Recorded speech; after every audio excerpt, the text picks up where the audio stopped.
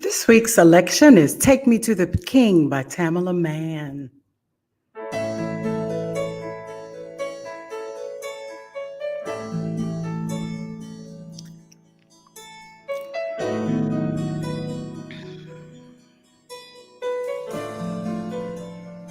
Take me to the King.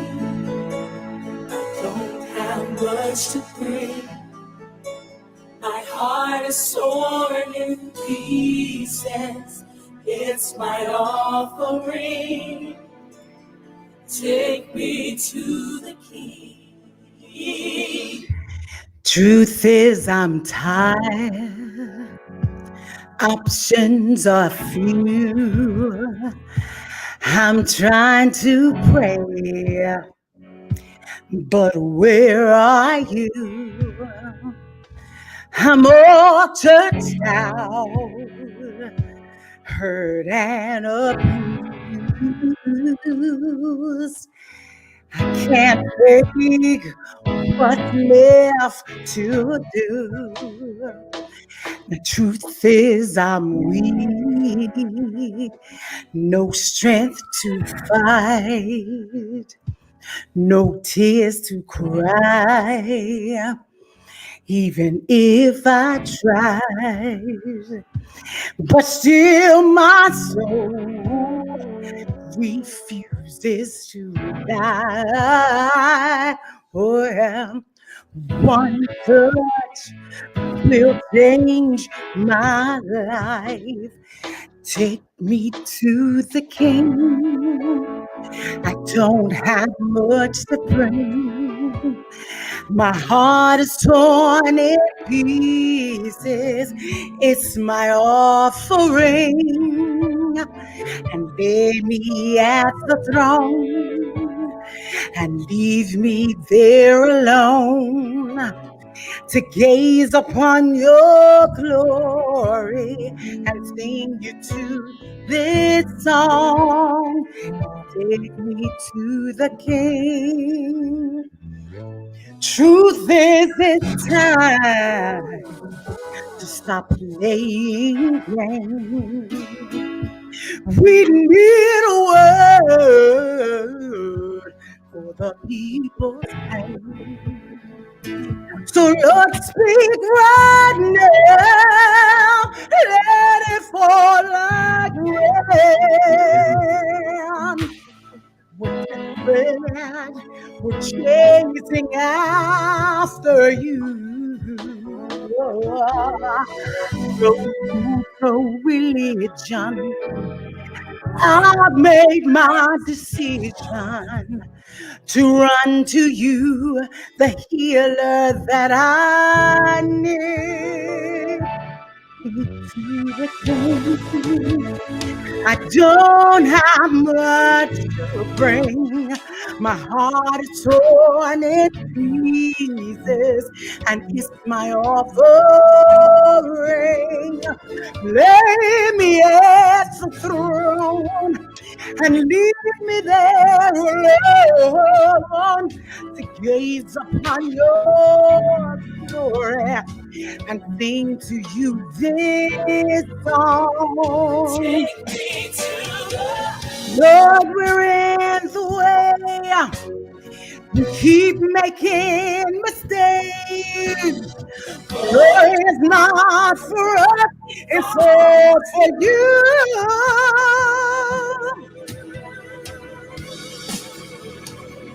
Take me to the King. I don't have much to bring. My heart is torn in pieces.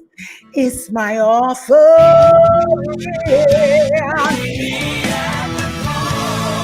Let me live. Let me live. To gaze upon your glory. This song, take me to the King. Take me to the King. Take me to the King. Oh, yeah.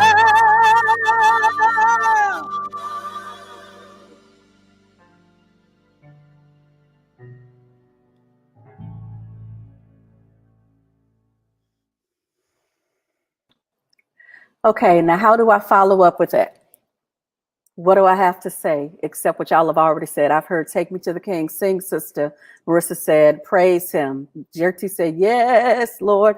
And then I just see a lot of hand clapping and that sort of thing. That's what I'm talking about. Hey, fam. How are you?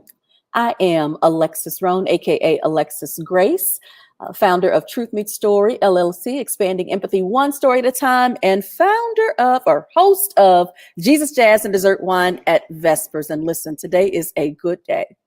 It has been an interesting week. I have had to clown and come outside of myself quite a bit this week.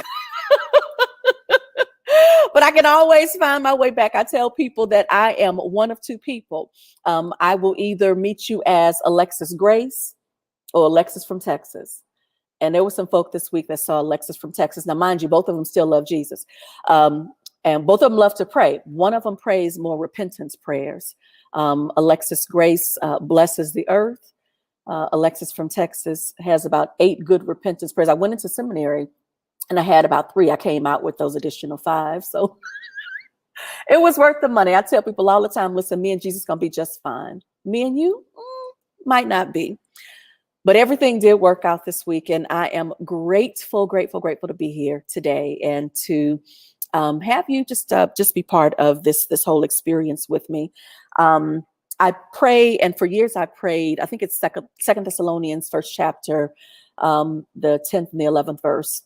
And I always insert my name in these prayers. And so I pray, Lord, I pray to be made worthy of your calling, and that by your power, you would fulfill in me every good purpose of mine and every act prompted by my faith. And in that way, your name will be glorified and my name along with it. And so Jesus Jazz and Dessert Wine at Vespers is the act that was prompted by my faith, in that I would rather that we gather live, but I also need for us to be safe. Jesus Jazz and Dessert Wine at Vespers is a faith and adult storytelling series. By faith, we mean we're exploring the mystery and the presence of God, the way that my storytellers image God. They come in their own way. And then also adult storytelling, meaning that we are adults. These are adults telling stories for adults, to adults with a developed adult context. And so no apologies will ever be issued for what is said in this space. 7-year-olds have a story time, and so do adults. So you're welcome. We got some stuff to talk about. We have some solutions that are present in each other's stories. And it is my privilege to be able to bring us together in this space and to just look. We're just going to talk about it. I often say that when I'm talking adult stories, I say 7-year-olds, that comes from a workshop it wasn't a workshop, it was a panel that I attended at the one of the it wasn't Sundance, the one that's in Austin. Oh shoot, what is that? That big, South by Southwest, music and film festival. And so I was attending a panel discussion, and it was supposed to be for people of faith. Their posit was, this is a panel for faith in film, is what it's supposed to be. So I was excited about the panel. I was looking to see what the Sikh filmmakers had to say. What did the Muslim filmmakers have to say, as well as Christian? What I found was a panel full of Christian filmmakers. And there were 3 of them. One of them was a sister friend of mine, and she was like mad cool. So she was the one that brought the flavor and kind of the balance. The other 2, though, were very much hyped about providing content that would not embarrass their 7-year-old. Both of them said that. Like, oh yes, my catalog is, so that, people will be able to watch it with their 7-year-olds. And my whole thing was like, didn't Sesame Street already do that? I feel like 7-year-olds got a ton of people who are telling them stories. And so here are these adult filmmakers positing the whole concept of being Christian filmmakers. And the only thing they can think is, I need for my films to be safe for my 7-year-olds. So I stepped to the mic because, that's what I'm going to do. I'm not going to miss an opportunity to help, bless somebody, adjust their understanding. And so I said a couple of things, one of which I remember was, just FYI, so y'all know, your 7-year-old ain't gonna be 7 forever. At some point they're gonna be 8, and then they're gonna be 18, and so there should be some content that they can handle as they are developing and as they're growing. That was the first thing. The second thing was like, adults don't need you to try to, stymie the message, sanitize the message. We can handle it. Give us the content that we can handle. And so as I'm saying this, there were a line of people that were behind me. And then all of a sudden the audience erupted in this applause. And about 75% of the folks who were in line, they went and sat down because they also were going to address that whole issue. Oh, the third thing that I had said was, how you going to call it faith and then everybody up here is Christian? So, anyway, so I'm hoping that the guy who got that contract, that he did much better in trying to find, people of faith anyway. So that's why I always introduce this series in that way, and saying 7-year-olds have a story time, and now so do adults, and no apologies will ever be issued. Today is going to be a really powerful experience. One of the things that I am very careful to do is to practice fidelity to my reverent irreverence. I am a person for whom God is particularized in the person of Jesus Christ. I embrace mystery. And the answer, I believe, a lot of times with the most integrity is, I don't know. I also believe that what you know, you should testify to.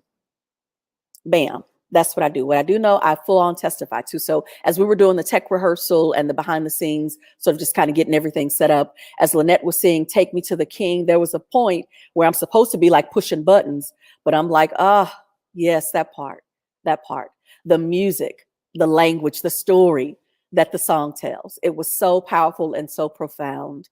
And I'm grateful for what I know. I am trusting what I don't know.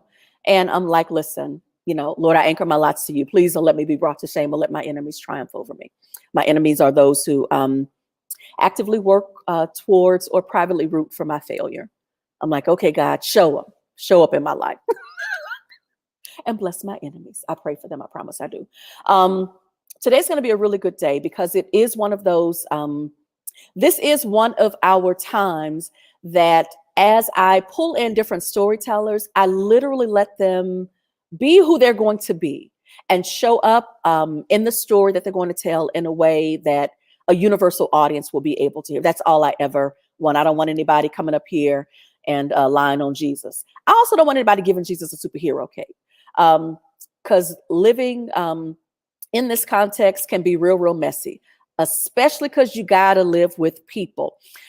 When I was in college, I remember that a lot of the Black students, it was a PWI, predominantly white institution, University of Texas at Austin. And a lot of the Black students, when we were craving, a deeper connection to Black culture, would often go to the big Black church that was in East Austin. And there were several of those churches that would actually send a shuttle to come to campus and pick up students. And when I first got to UT, I visited some of them because I too wanted that, that connection.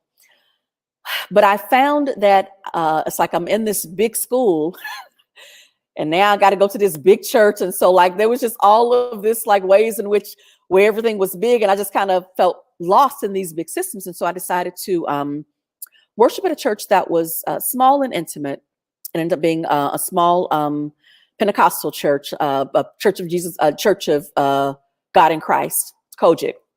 And the minister was like, he was fairly young. He too was a college graduate. And, he was just kind of, as hip as a Kojic pastor would be. He was not going to step outside of like the Kojic boundaries, but as hip as a Kojic pastor could be, he did that. He was that. And I love that faith community. And I love the people that were there. One of the things that I did not like, though, was this message. And I think it may have been a Kojic thing, or perhaps it was a Pentecostal thing. I don't know. This was the first time I'd ever worshiped in this type of, with this type of faith community. But one of the things that they definitely spent a lot of time harping on was obedience. Obedience. So it would be one thing if it was just obedience to the scripture, but it was also obedience to the man of God. God is going to tell you what's best for you. And like God will confirm through the man of God what's going on. And so there were all of these different intermediaries that did not make me feel comfortable, because I'm like, okay, number one, like the Spirit of God can't come to us individually. Like, the Spirit of God is going to come through you for me. And the only way that would work is if I were obedient. All of that just really, it frustrated me. And so one night, as I was leaving a midweek service, it was raining. I drove to my apartment in South Austin, and I went to the mailbox, and I could not stop crying. I was just bawling uncontrollably. And I was crying because, number one, I hated Austin. And I hated this whole idea of the only thing that was going to get me to my best life is if I am obedient to the man of God. All of it just felt really, really off. And all I wanted to do was to practice fidelity to my faith. I wanted to really be in good standing with God's standard. But this did not feel good. And all I could do is tell the truth about how this didn't feel good. And so I'm there at my mailbox, and I'm praying like, Lord, you know my heart. You know that I hate it here. You know how unhappy I am. You know that as I am prepping to wrap up my academic studies, I am looking to go out into the world and make a difference. The world is much bigger than Austin. I trust you in this space. Please just tell me in a way that I can hear. Amen. And then I went to my apartment, and I ain't get nothing. Like I was hoping to get like something in a dream, or, open my Bible and something with it. Nothing. I got nothing. But what I started to do was as I was in my senior year, I started to interview for different jobs, and I got an offer. In fact, I had a job offer before I graduated college. So I graduated on May 22nd. I moved to Corpus Christi on May 23rd. May 24th was Memorial Day. And then on that Tuesday, I began my first out of college professional gig. And I was super excited. And I looked back on that moment, and I was grateful that it's really in the looking back that you get to see all of the ways that God shows up for you. It's when you look back, there's something very powerful and pivotal that happens in that space. I wanted to have some assurances up front. I didn't have any assurances up front. What I had was a need to move forward, to take definitive steps. I did that. And then I looked back and I was like, yes, I testify to what I know. And that is that there is mystery, there is beauty. The Lord is present. And so I am super, super excited about that. And I cast my lots with God, even now as I continue to navigate life and to move through the mystery of all of the ways. I don't know, but I got receipts. Look, it's going to work out, because it always has. The story that you're about to hear, the storyteller, wow, she's so beautiful, and so is this story. I coached her. We met years ago. We both released our first books together in 2001. We met at a book event.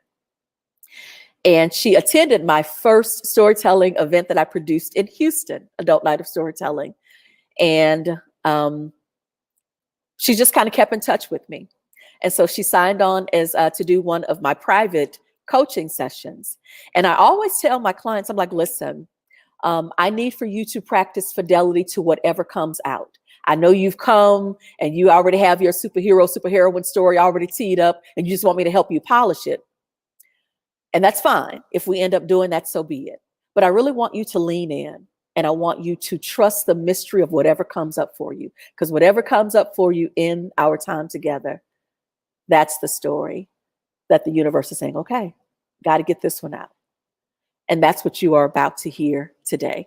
So please receive her graciously, Miss Tracie Jae, as she comes and dresses her truth in story. Hey, y'all. I'm in Texas, so we say y'all. I am Tracie Jae, and in my personal life and in my professional life, I am the quiet rebel. I'm grateful to be here with you all today, and also, admittedly, a little nervous. As Alexus said, when I came to her for coaching, I had a story. I thought I had a story that was in my heart, that was ready to come, and then she asked me a question. She wanted to know, what was my Exodus moment? What was the thing that launched me into my work, into the world? And the story that came up was one that had been just sort of sitting in my heart. I had intentionally tried to bury it, and it did not want to be buried. It wanted to come up. And so it came up with Alexus, and so here we are.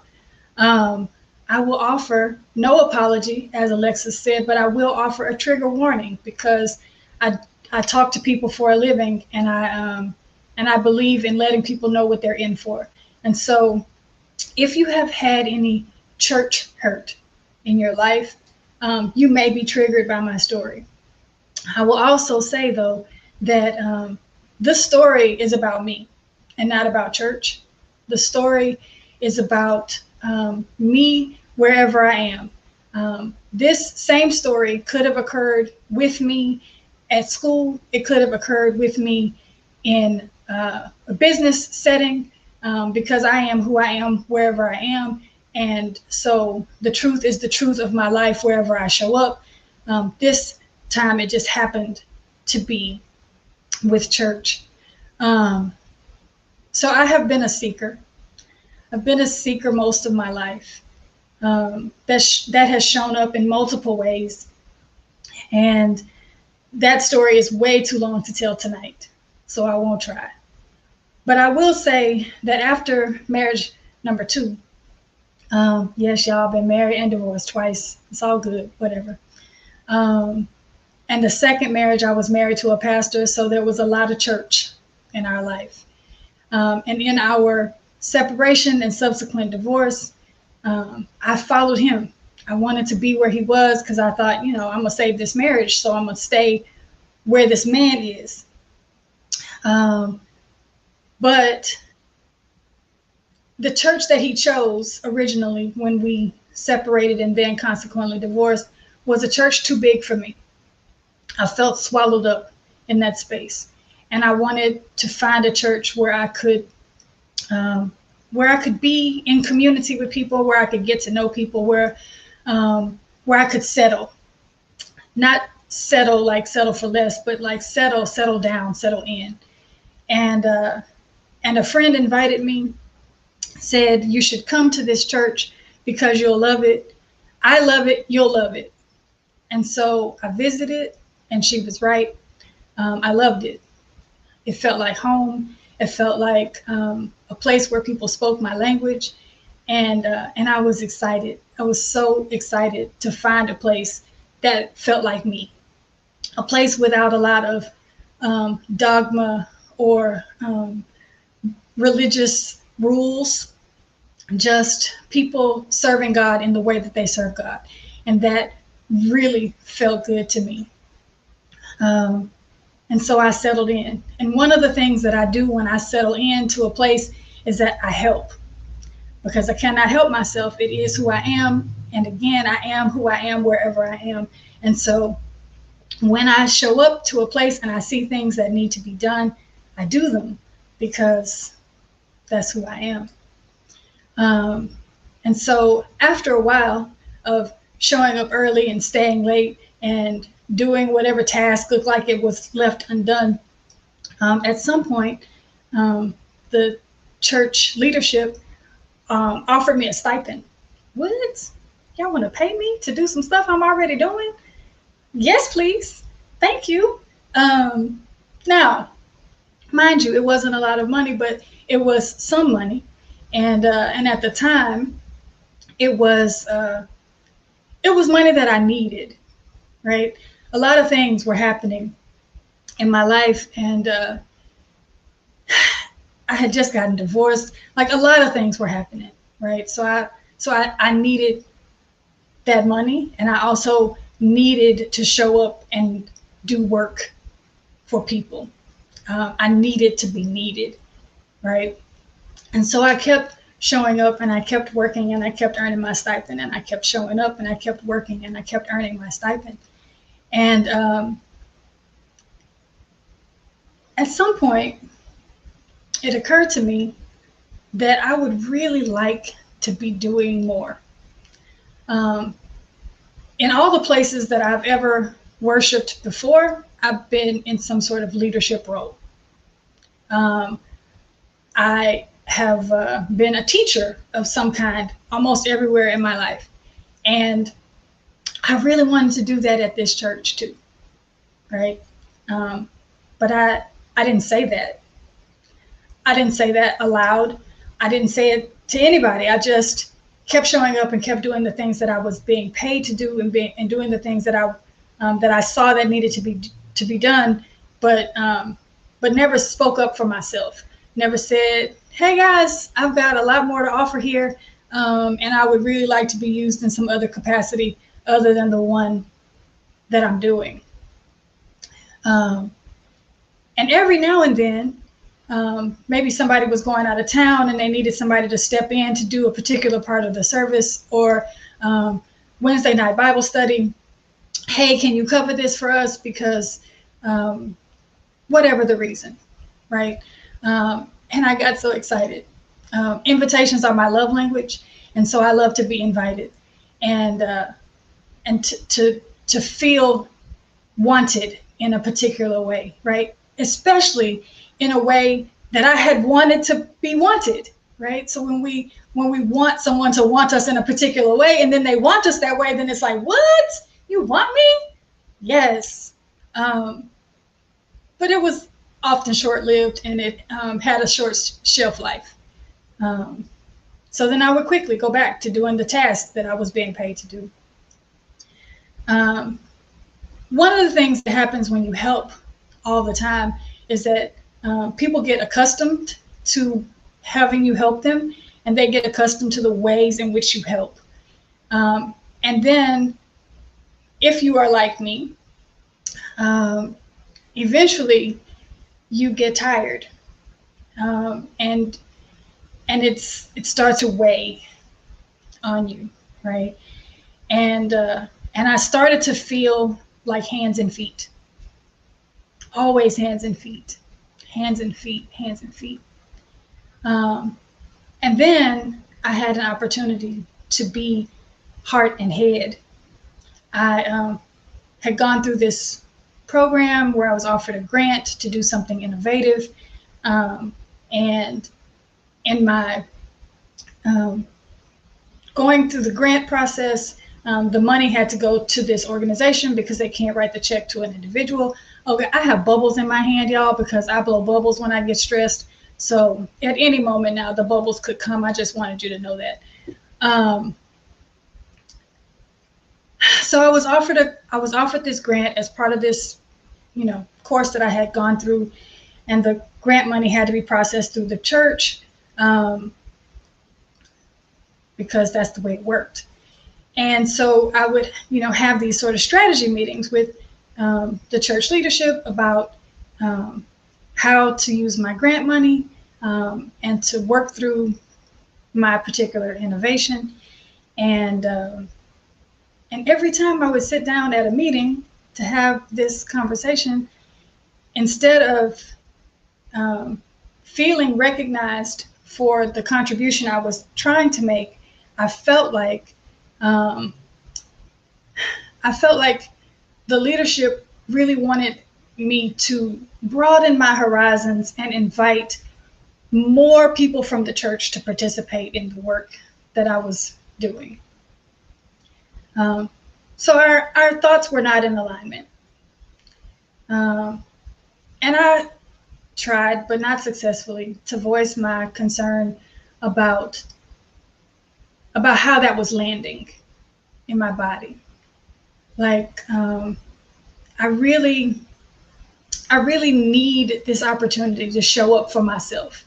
I really need this opportunity to present myself and to show more of my gifts and talents than the things I've been doing behind the scenes. And so I would really love it if I could just do what I'm feeling called to do and have you support me in doing that. Well, we went back and forth and round and round. And eventually I acquiesced and I said, sure, whatever you like, that's fine. But it didn't feel good in my body. It didn't feel good in my chest. My chest got tight every time I thought about this thing, right? Because what I really wanted was to impress folks. What I really wanted was somebody to see me. And what I was missing, what I kept missing, was that the person who most needed to see me was me. I was failing to see myself because I was trying so hard to impress other people. I went to this church and it was a community of people who are spectacular. If there is a Harlem Renaissance somewhere in the world, this place would be that place. Like, everybody is doing something phenomenal. And I wanted to be one of those people who was doing something phenomenal. And I wanted people to see me do it. My motivation was off. I was doing things for the wrong reasons. And at some point, I came to this crossroads with myself, partially because of the grant situation, but just partially because time has a way of showing you yourself. And what I realized was that I needed to stop. I needed to stop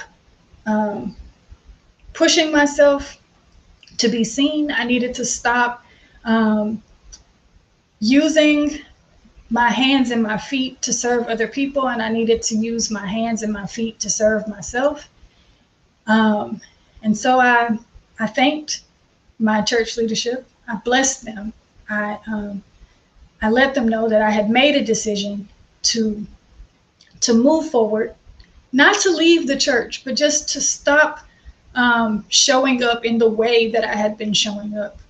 And that for at least for a season, I was just going to take a back seat and let my spirit catch up with my body.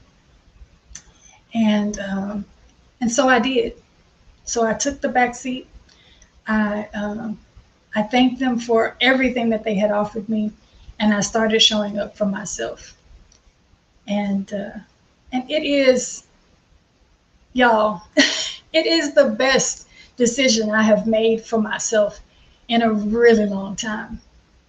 I don't know if it was exactly that moment that turned the whole world around for me, but I can tell you that had not been for that moment, that I would not be who I am right now. And who I am right now is so freaking happy and so freaking full of joy. And I feed the happy as often as I can. And I serve and I lead with love. And I leave you with that love. Girl, I was sitting here like writing all of these comments. I have a whole t-shirt line for you. Okay. First of all, I love #Quiet Rebel. We already talked about that. But then you said, I'm saying showing up for myself. Feed the happy, Jesus. Feed the happy. Feed the happy. Feed the happy, Tracie Jae. Yes, ma'am. All of that. What was so interesting for me is that, you know, when you are hearing a story and that story is so good, you can't help but put yourself in it. One of the things that I thought was interesting was that when I thought that you would rise up and say, hey, I'm going to demand my place at the table, you said, no, I'm going to take a back seat. And then I remember the quiet rebel.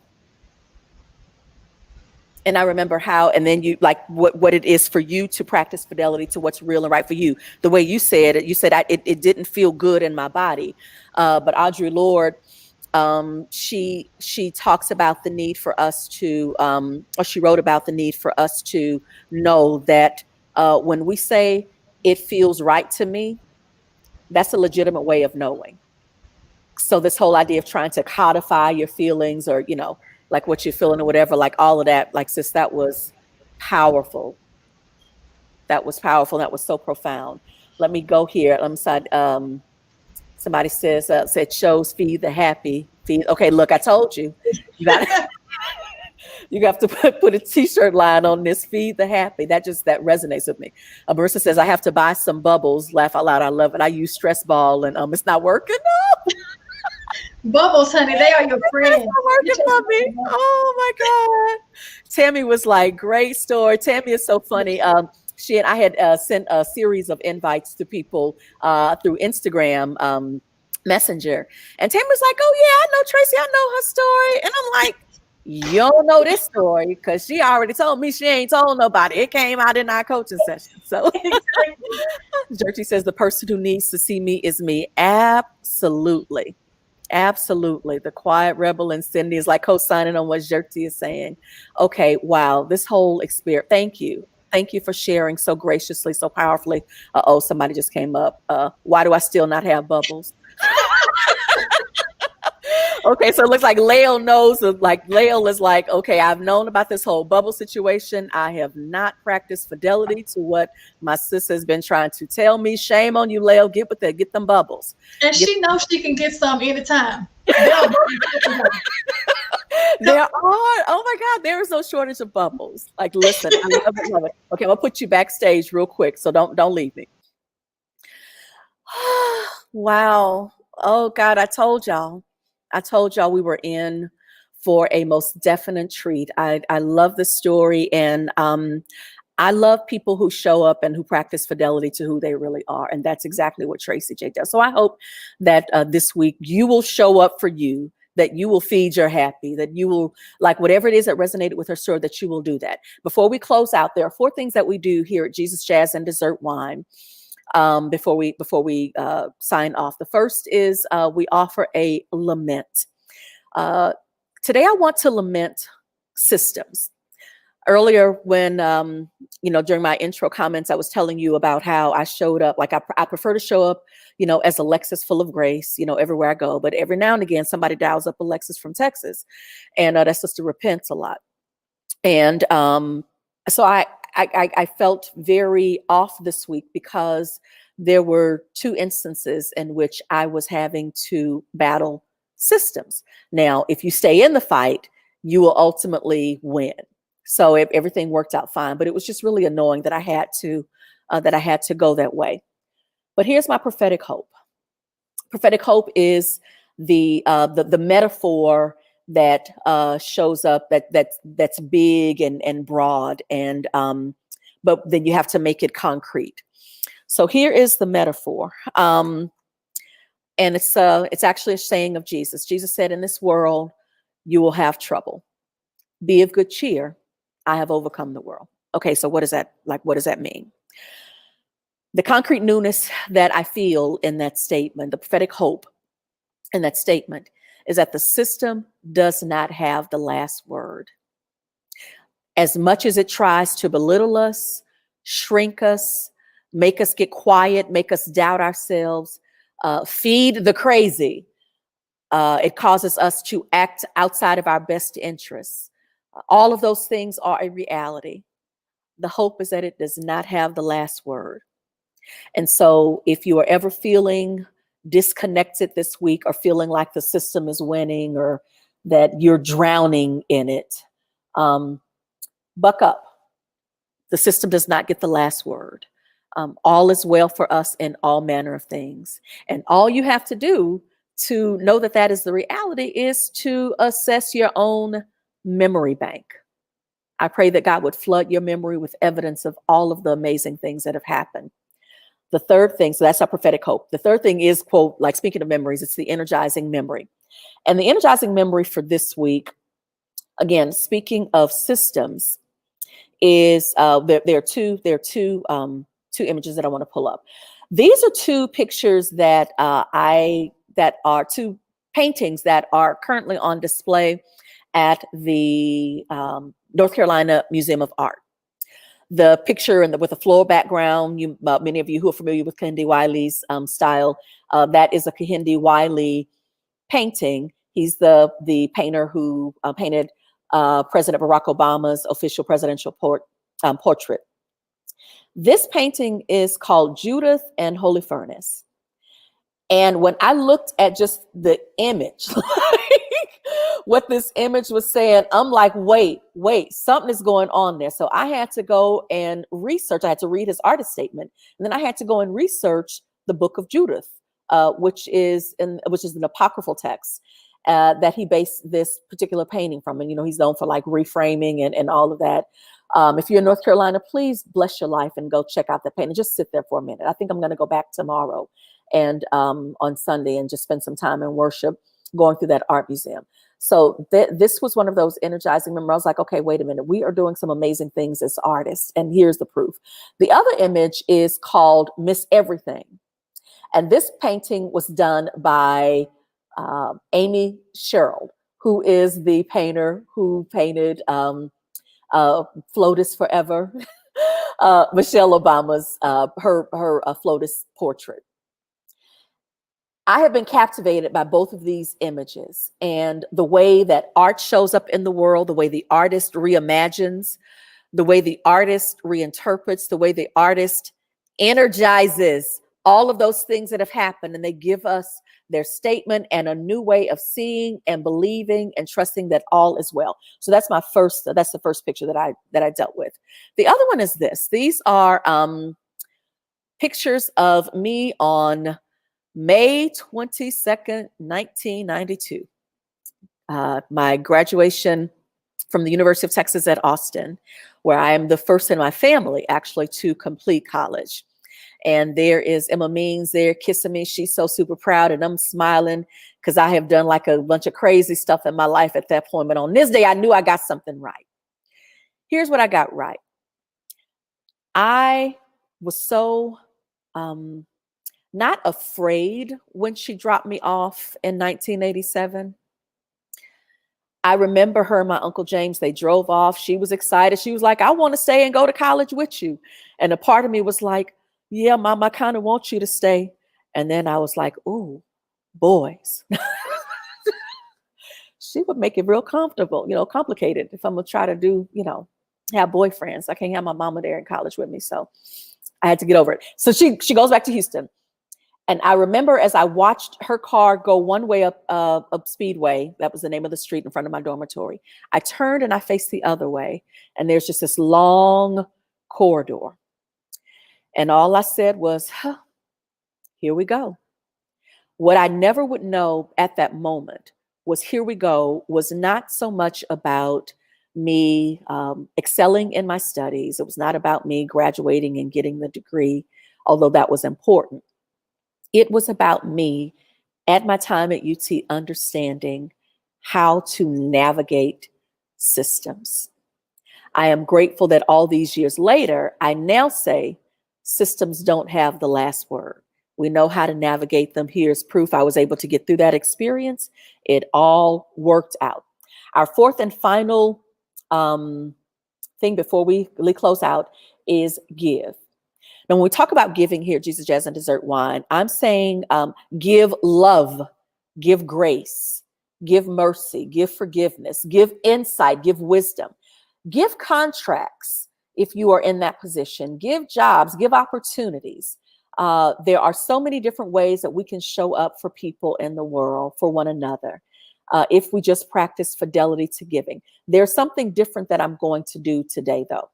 One of my, several of my friends have really been annoyed with me that I don't say, hey, give me this, that, or the other. And the reason why I don't say, give me this, that, or the other, it's like, I'm good, actually.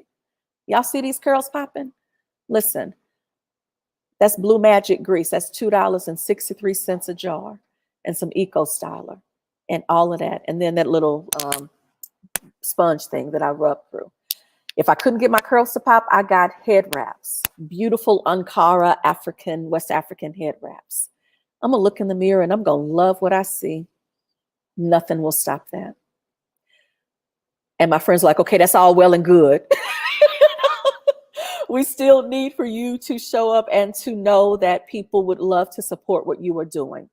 And which what is customary of me is to never, ever, ever, ever leave anyone who is with me out in that process. So here is what I'm doing. Cindy's like curls popping. I have put in the chat box the there we go, the Cash App IDs for Tracie Jae, Lynette Barber, and Alexus Rhone.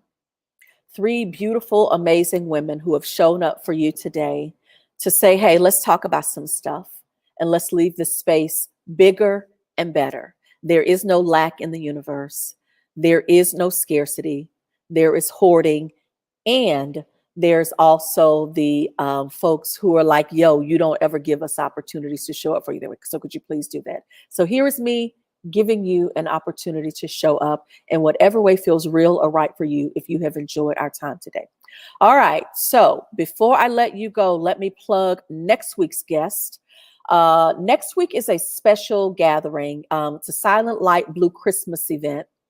And it is such a beautiful service. Anna Darian is going to be our guest storyteller. She is one of my favorite master storytellers. And Blue Christmas is a service that I curate. I've curated it for several years now. It is for those who feel blue during the Christmas holidays. It's for those who are, quote, not so merry. It's not a service where you're going to be like, oh, woe is me. Again, my brand is to tell stories, and in those stories, we have solutions. And I think I'm confident you're going to love the story that Anna shares because she's just an amazing storyteller. And so show up for us next week. We hope that you will join us 4:30 p.m. Central Standard Time, 5:30 p.m. Eastern Standard Time. And with that, our blessing. Love is not an option. It is a command. So I pray that the command to love leads you, leads me, leads us to seek, search for, to implement creative solutions. Those solutions are all around us. We have everything we need for thriving, for surviving, for looking after each other. We need each other. So let's show up. God goes ahead of us. Those things you want done for you, practice fidelity to that. Practice fidelity to that which you know. Testify to it. May, by your life and speaking, you set forth the true and living word and the truth as it is real and right for you. Let it be a witness. Let others witness it. All is well in all manner of things. Ashe, Selah, so be it. Thanks for joining us. We'll see you next week for Jesus, Jazz, and Dessert Wine at Vespers.